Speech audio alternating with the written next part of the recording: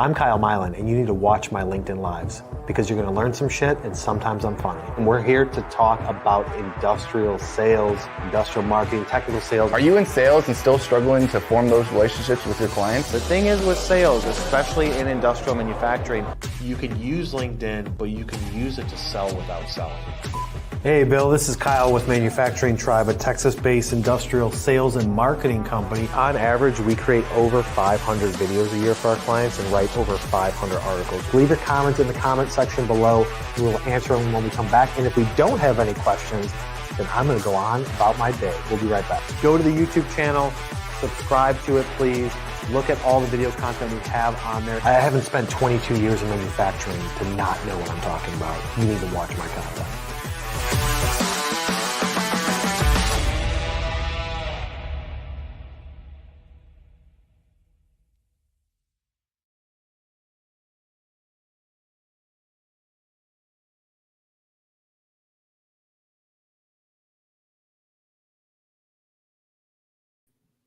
What's up, guys? I'm Kyle Milan. We're here today for a live. Whether you're joining me from LinkedIn, YouTube, or Instagram, we're here to talk about one thing and one thing only: debunking sales myths in the technical world. Now, you can apply these to any type of sales position.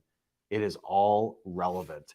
If you guys aren't following me on LinkedIn, go over to LinkedIn, hit that follow button. If you haven't subscribed to the YouTube channel, what are you waiting for? We've got over 500 videos. Couple years worth of content. Everything that we do is out there for free to help you guys out with your journey in sales, marketing, business, and everything under the sun.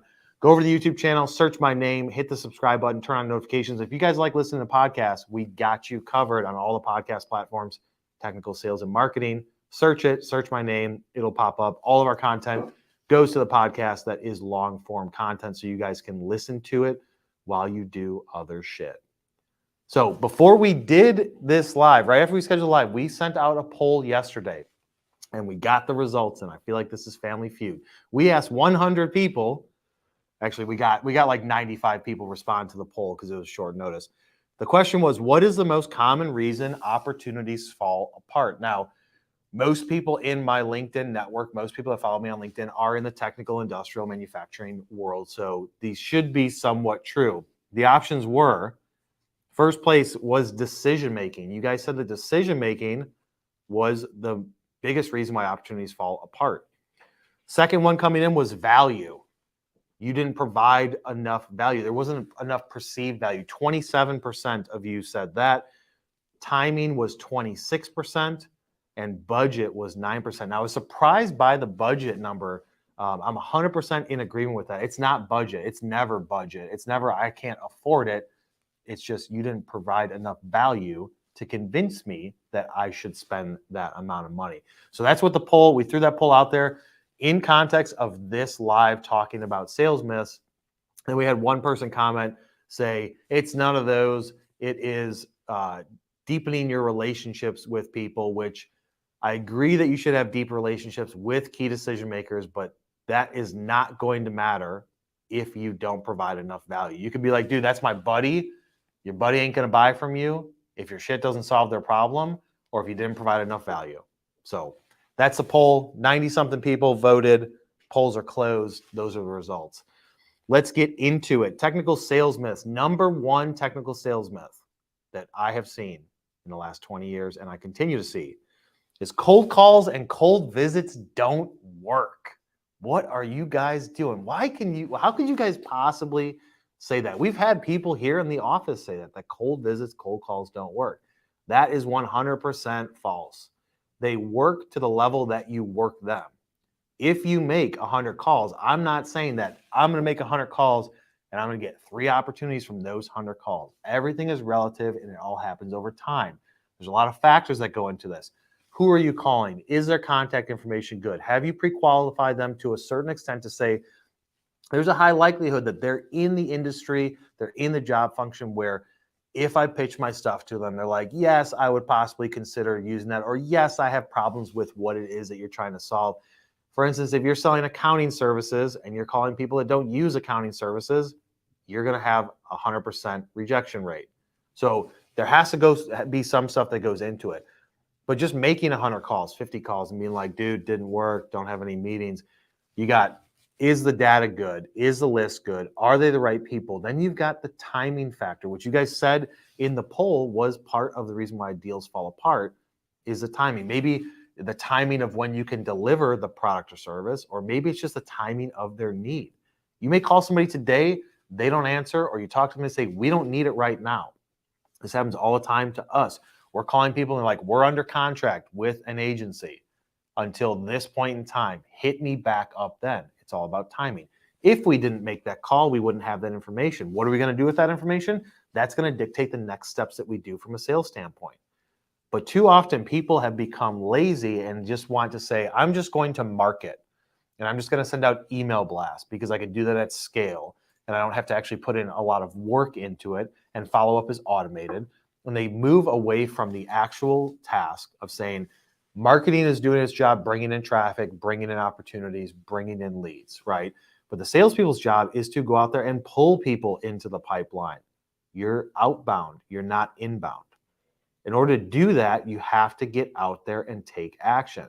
Cold visits still do work. They work to a certain percentage. You have to look at it from a standpoint. If I visit 10 people today, the likelihood of me having an actual real conversation with somebody, talking about what it is that they do and what it is that their problems are, is probably around 10 to maybe 20% of the time. So 1 to 2 out of 10 people will actually make the time to talk to you. But it serves more than a purpose of just taking action and getting somebody to say yes today. It's all about omnipresence. It's all about building it out and trying to find, how can I get a hold of this person? Now, if I call you and leave you a voicemail, because you don't answer your phone typically, and then I send you an email saying I left you a voicemail, and you don't respond to either of those, and I know that you're in the area and I stop by and you don't answer the door, you're not in the office, you're busy in a meeting, but I leave my business card and a brochure, then I send you a connection request on LinkedIn. I'm hitting you in all the ways possible. The only other thing I could do is by chance run into you. But you have to hit all of the different methods of outbound sales. Too often people are like, I'm looking for a quick win. I want to put in just enough work to get me results. I'm not really willing at the end of the day to put in the work. I know I said that I will do everything possible. I know I said I'm going to hit my goals, but at the end of the day, I'm just lazy. I'm not willing to put in the work. Or you're going to tell me something to do and I'm just going to fight back and push back on it because I tried a little bit and it didn't work. I'm telling you it works. It works to whatever level you work it. You need to have it in your arsenal and your tools. You need to, I'm not saying everybody has to make 200 phone calls a day. That's probably unrealistic for most people, but you should be making some, 20, 30. Do it every single day for a month and tell me you didn't get anything from it. Even if you don't see a literal reaction to it, even if you don't see a literal somebody saying on the 200th call, on the 300th call, you book a discovery call, you book an RFQ, you get an appointment. What it does is it puts it out there that you're trying to be active and you're trying to get the brand out there. Not only your company brand, but your personal brand and your name. And eventually, the more that you do it and follow up with it and keep hitting the same people, you will find some way that they will respond to you. It could be through LinkedIn. It could be through a personal visit. It could be through email. It could be through a phone call. Maybe the 7th time that you call somebody and the 7th time you left voicemails over 8 months, they finally say, you know what, I'm going to call this dude or this girl back because they've hit me up so many times. So that is a 100% myth, but I'm here to tell you all straight to your face. Most of you are too lazy to do it. If you're telling me it doesn't work, I call bullshit. I've got data to support it. We offer it as a service for our clients, and people wouldn't be paying us if it didn't generate revenue. The second thing we're going to talk about is LinkedIn doesn't make you money. LinkedIn has been making businesses money for at least the last 5 years. LinkedIn was making me money 7, 8, 9 years ago. Thousands of dollars, hundreds of thousands of dollars. We've made, I don't even know, at least $500,000 on LinkedIn just in the past probably 12 months. Not like LinkedIn paying us, but we get opportunities from LinkedIn. If you're not putting in the work, you're not going to get anything in return. It's people think that like social media is just for HR, jobs, things like that. Anybody, and if you guys agree with me, put them in the comment section below or hit those thumbs on LinkedIn. But LinkedIn can make you a significant amount of money. Industrial, manufacturing, any type of B2B sales, LinkedIn is where it's at from a standpoint of getting your company brand out there, getting your personal brand out there, connecting with people, and eventually engaging with them. Where LinkedIn will not make you money is I send you a connection request, you accept my connection request. I tell you, hey, this is what I do. You want to buy from me? That does not work. You have to build the connection, provide them with something of value. If anybody connects with me, typically we send them something like, hey, here's 2 videos we just shot. I thought you might want to know. Maybe it provides you value. Maybe it helps somebody that you know, but let me know. We don't strictly go into the kill. You have to give first, provide value. Then eventually, when you go in for that ask for a meeting, ask for their time, which is most important of all, they're going to be more likely to do it.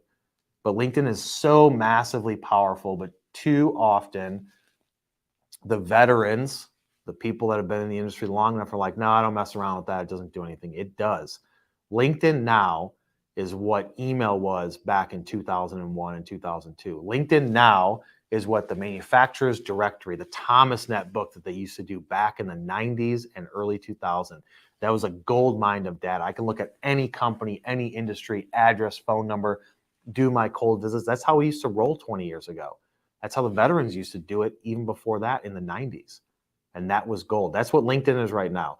If you use it to all of the strategic resources that you can and the strategic methods, it can be extremely powerful. I'm not saying that Facebook and Instagram isn't powerful, but for this specific group, technical sales, industrial marketing, LinkedIn, it's where it's at. You have to build up your connections. You have to provide value. You have to engage with people. Then you have to say, hey, if you ever need something, going on a soft sell, if you ever need something with your equipment, with your facilities maintenance, with your tooling, whatever it is, let me know, or say, hey, we just did this for this customer. Thought you might get some entertainment or some value out of it, but you got to be doing video. If you're not doing video or images and you're just creating long form posts, you're not going to get noticed. LinkedIn is extremely powerful. Stop thinking it's not. And if you agree with me, if you're like, Kyle, I know LinkedIn is powerful, how much are you using it every single day? That's all it comes out to. If you're not putting in the work, you're going to get nothing back. And I think that most people here would agree that LinkedIn is powerful, but too often on calls with clients, in presentations I'm giving to 20 salespeople over the last few years, they're like, no, I don't use it. I don't use it. I'll maybe get 10%, 20% of the room will say, yep, I use it every day. It's valuable. It's more important than my email. My LinkedIn messaging is more important than the emails that I get. That's what you can get it to. The third myth is going to be trade shows give the best leads. I'm sure I'm going to get some chuckles out of this one because I'm sure a lot of people are like, no way, dude, trade shows don't give the best leads. You're right. But why is the industry still thinking that it does?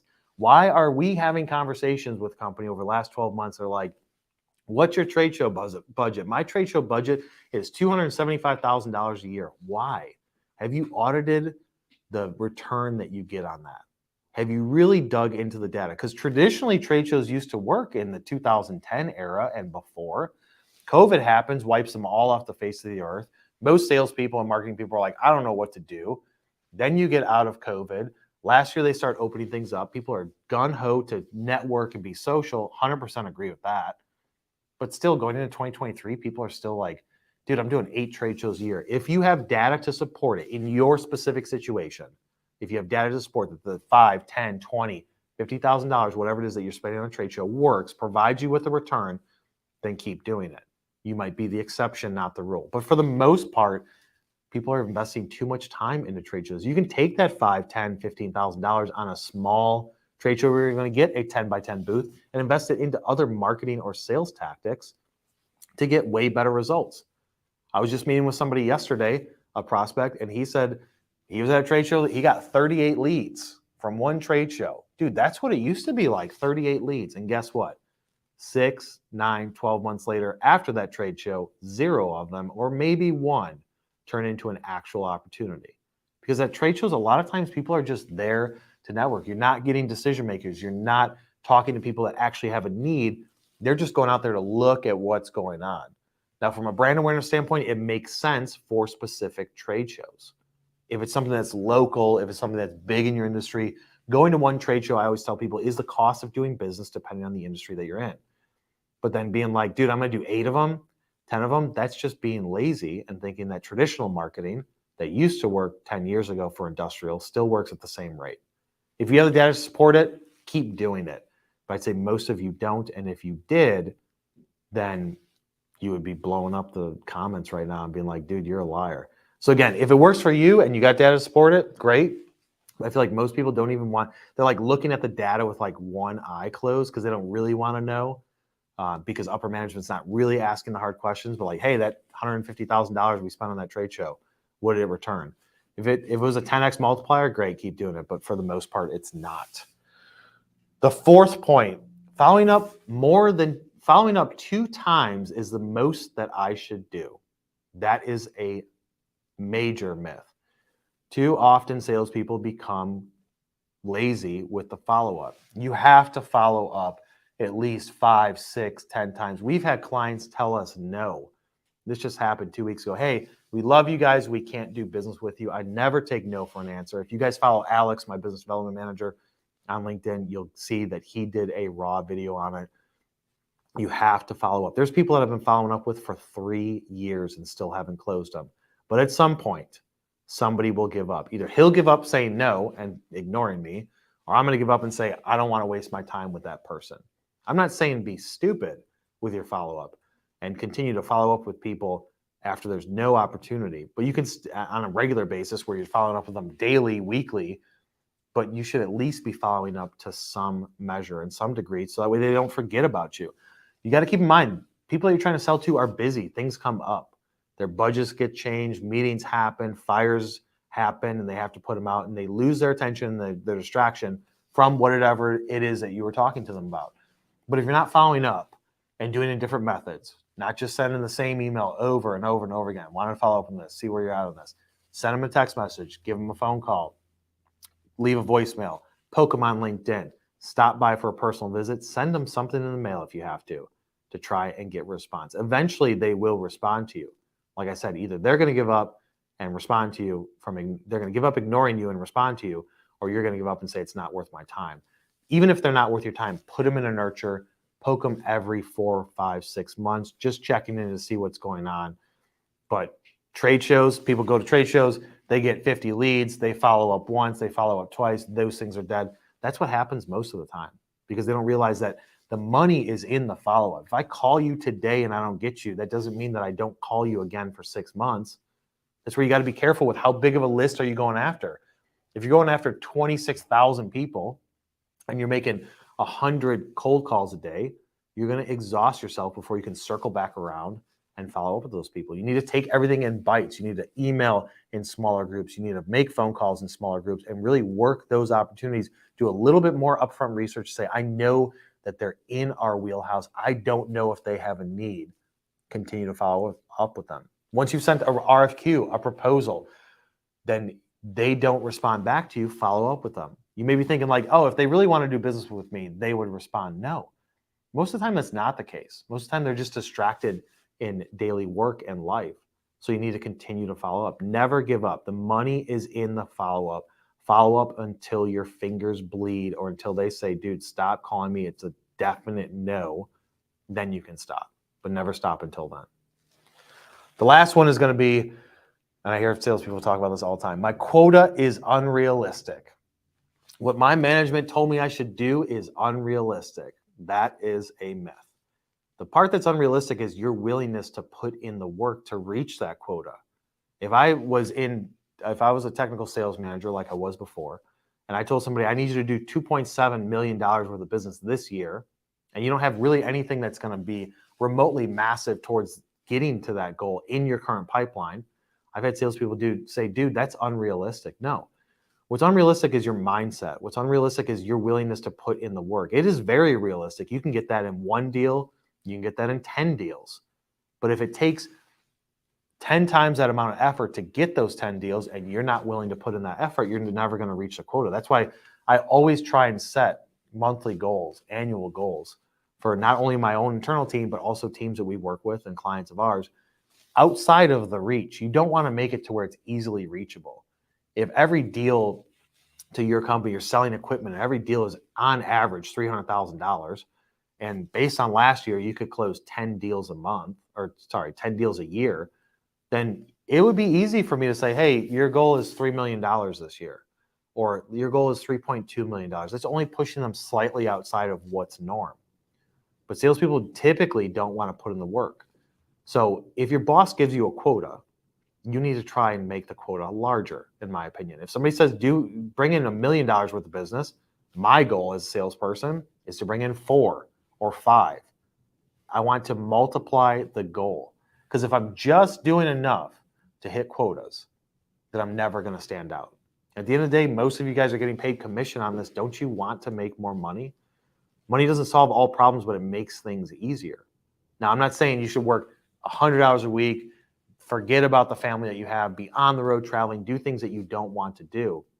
But you can be smart with your time and go after opportunities and blow that quota out of the water and have that best year ever. And then once you have that best year ever, make the next year even better. Don't worry about, oh, well, if I do too much and if I blow the quota out of the water, then they're going to raise my quota next year. Yeah, your quota should be way larger than what your bosses want you to do. Like if you want to stand out. Now, if you want to be complacent, if you want to just go along to get along and just do whatever you need to do to make sure that you're not getting fired, then take that path. And most likely the content that I produce is not going to be a good fit for you. But if you're looking to stand out, if you're looking to bring opportunities to you, if you're looking to make a life for yourself that is truly remarkable in your own opinion, based on what your goals are, you need to have the quota higher. You need to go and do more than what's expected of you to produce bigger results. And who doesn't like that? Who doesn't like being the highest salesperson in the room? I mean, we're all competitive, right? I've been on teams of 150 salespeople. I want to be the best. I want to be the loudest. I want to bring in the most revenue. I want to make the most profit for the business, not because I want the attention, but just because I know that I could outwork everybody there. Attention helps, and all of the pats on the back helps, but I know that if all those people are my competition, I know that I could outwork every single one of them. Then I want to prove that with my actions and not just say it with my words, saying I'm going to do that. Yeah, I'm going to crush it. And then you don't, guess what? Next time you say that, nobody's going to believe you. So we're going to take a short break, about 60 seconds. We'll come back, answer any questions, comments. Hopefully you guys are engaging. Laura's shaking her head yes. So maybe we can have a good conversation around it. We'll be right back.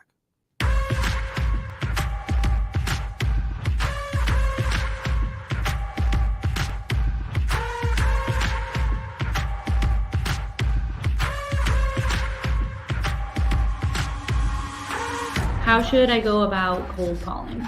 The people that you're calling, they don't have time. They don't have patience. You need to get direct to the point. For the marketing people out there, industrial marketers, just because you're in marketing doesn't mean that you don't have to look at things on a weekly basis. And I'm like, look, I know that I need to get into automation, one, for the labor shortage because I can't find people. Yeah. There's not a lot of people in our industries of industrial that are doing fun things with TikTok. But I feel like you have to adapt, right? Did you see some instant spike in activity? 9 to 5, just making enough to survive. Only living on the weekends. You really thinking that's why I'm alive?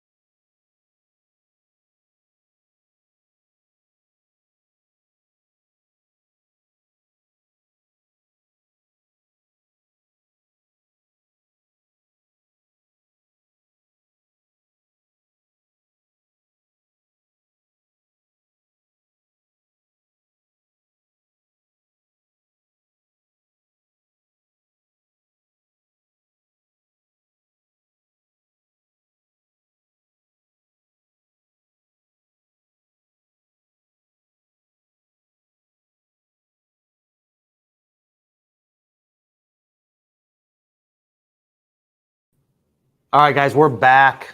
Let's jump into the comments. Laura's got my back. What do we got, Laura? Are people actually engaging with this? It's a little bit of a punch you in the face type of context, but you guys need it, man. You guys are lazy. I want to cuss like so bad right now. Go ahead, Laura. Let's see. I have, when you were talking about cold calls and cold visits not working, Penny Thorne commented and said, yes, they do. Yeah, Penny Thorne knows. Penny's down. Where are you at, Penny? In Houston? Next time I come down to Houston, we're going to meet up. We need to shoot some content. Penny knows. She's a hustler. She knows it's work. You know who knows that works? Are people who actually do it. That's who. She also said, love the inspiration you give me, balancing deliveries, service, cold calls, and follow-up. Let's go, Penny. Penny is a trailblazer. You should, Nancy, you should have Penny on your show. Mm-hmm. Penny, if you want to be on a live, Nancy wants to have you on her new show that's airing next week, right? Next week? In 2 weeks.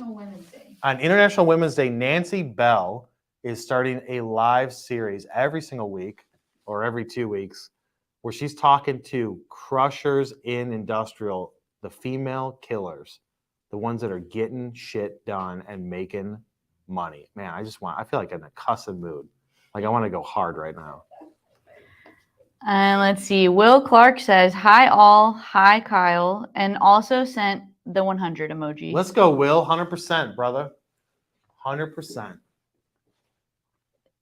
Jim Payton says, I really appreciate what you're doing here.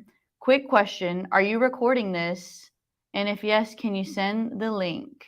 Yes, Jim, it is recorded.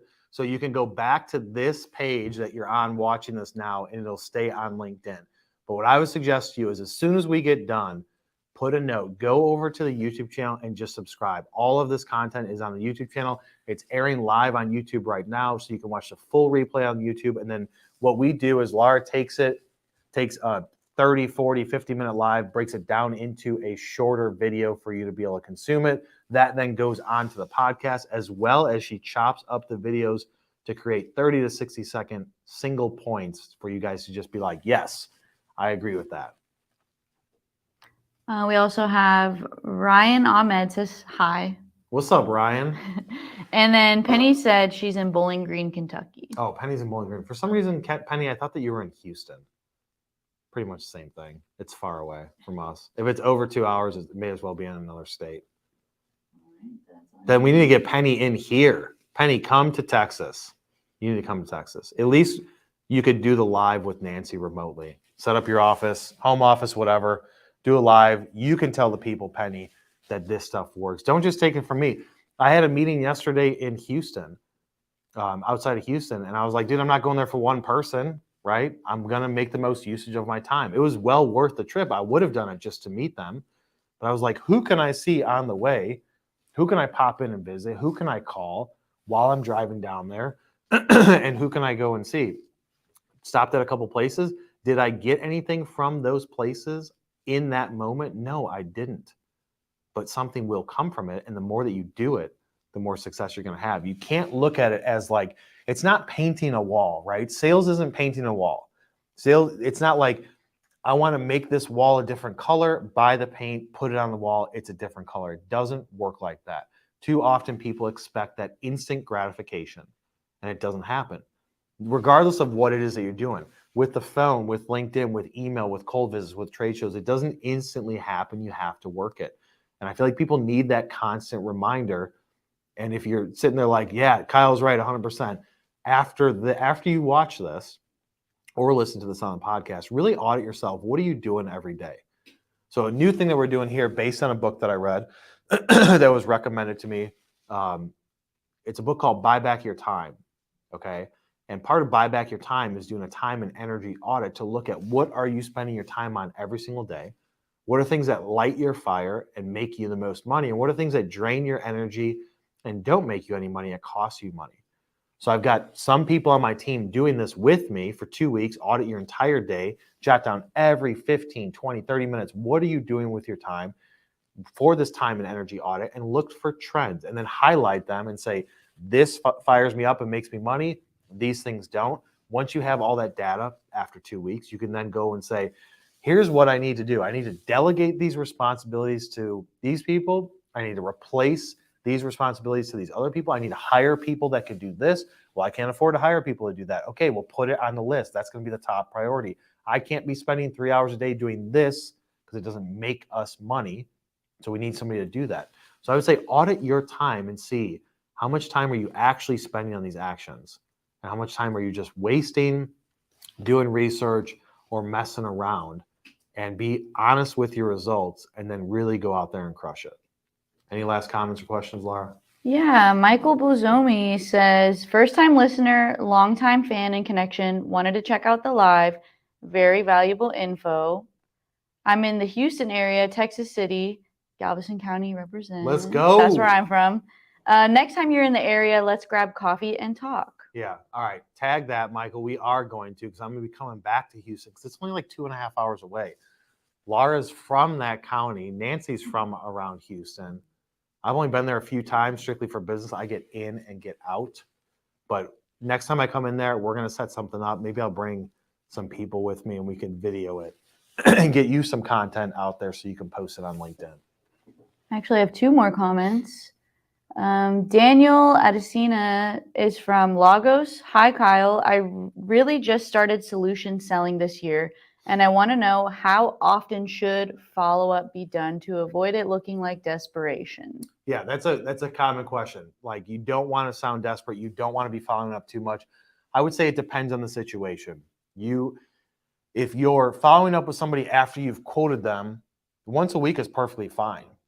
I've followed up more times than that, and I've also followed up less. It depends on what is the sense of urgency. If you quoted somebody and you know that their decision is going to be in a certain week, and then the day after that week is done, following up with them, perfectly fine. If they don't respond 2-3 days later, perfectly fine, because you know the timing of it. If you're following up with people that are not in your pipeline from an opportunity standpoint, you haven't quoted them anything, again, following up people once a week, once every 2 weeks, but changing the follow-up method is more important. Instead of just calling the person every 3 days, every week, over and over and over again, sending them an email, doing a personal visit if you can. What you should have done when you first started talking to somebody is connect with them on LinkedIn, so that way you have that method of follow-up as well, so it doesn't look like, oh, now he's sending me a connection request after I stopped responding to them. But I would say once a week, once every 2 weeks for people that you aren't currently doing deals with. But there's been times I follow up with people daily if I am aggressively going after something. And a lot of times the best method of follow-up is just texting people. If you can get their phone number, just text them. There's deals that we would have lost if I didn't come in and change the scope of the things that we were doing and then aggressively follow up with them to get in front of them. That is what can work. I would be less worried about pissing people off because you're just trying to provide them with a solution, right? If you know that they have a problem, you know 100% deep down that you can help solve that problem. You following up and being like, hey, just wanted to see where you're at with this. Wanted to follow up on the conversation. Let me know when we can talk again. Wanted to get something on the books. Doing stuff like that, you're not coming off super sleazy. You're not coming off too aggressive if you're just looking for them to respond and engage back. Now, if they're not responding and engaging back, that doesn't mean give up. Keep doing it. I would not be worried about following up too aggressively unless you're doing something that's like calling, emailing them, visiting them every other day. That could be too aggressive. All right, we got Russ Hosmer. I'm new to this industry and I am enjoying it, even though I feel like I'm drinking from a fire hose. Thank you for the awesome content. What are your thoughts and what is your approach to text messaging prospects? Text messaging prospects. So you got to be careful. It depends on who you're selling to. If you're selling to industrial manufacturing people, I'd be careful with text messaging because how did you get their number, right? That's step number one. If I'm emailing with somebody back and forth and they have their phone number, they're in sales, they're in marketing, they're the owner of a company, whatever, they have their mobile number in their signature and I'm trying to get a hold of them or they're not responding to email and I want to call, leave them a voicemail and then shoot them a text, 100%. I texted probably 6 people yesterday when I was traveling, obviously not while I was driving. I did it. I pulled over on the side of the road and did. I didn't do voice to text at all because that's dangerous. So, why are you guys laughing? And so, yeah. And so I sent probably 6-7 text messages to prospects, to people that I've been talking to. But the way I did it was I called, left them a voicemail, said, hey, I want to circle back with you again to talk about this thing. We had to reschedule a meeting, haven't seen anything on the books. And then right after I leave that voicemail, shoot them a text message because I've got their cell phone number. Now, if you shoot them a text message once, that's one thing. If you put them into an automated system, the industrial manufacturing people, that could be a way to piss people off real quick and get your butt blocked. So I'd be careful with it. But like I said, if you got their phone number from their signature, shoot them a text. You can also ask for permission.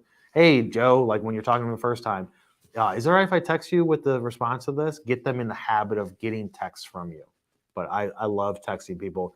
I can get a hold of people faster if I text them than email or call them. And the last comment I have right now, Jim says vid mail works well if you're not getting responses to emails. Would you agree? Is he saying that it does and asking my opinion, or you asking my opinion? I feel like if he's saying it, then what are your thoughts on it? So VidMail, I mean, it can work, but you're still delivering it via email, right? So if you're getting flagged for spam, if they're not paying attention to email, can VidMail or sending a video work to get their attention? Yes, because you're standing out.